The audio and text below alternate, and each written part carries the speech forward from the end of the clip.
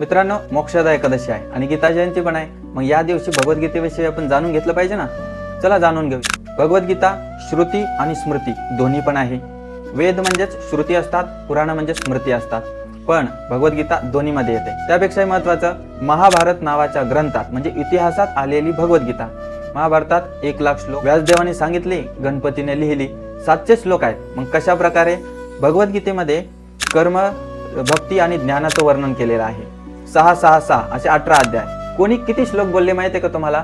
तर भगवंतांनी 574 श्लोक बोलले आणि अर्जुनाने 84 श्लोक बोलले. आणि राहिलं कोण?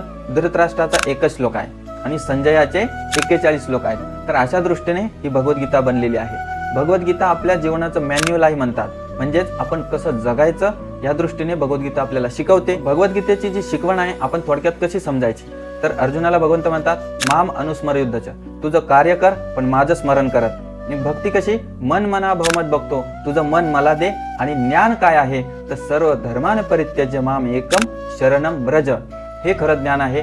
जर आपल्याला हे कळालं, भगवान हरीच्या चरणी जर आपण लागलो ना, त्याच वेळी भगवद्गीतेची शिकवण पूर्ण होईल. तर भगवद्गीता ही कुरुक्षेत्रावर म्हणजे आज जे हरियाणा आहे त्या ठिकाणी भगवंताने अर्जुनाला सांगितली होती. तर चला सर्वजण आज एक तरी भगवद्गीतेचं पान वाचूया.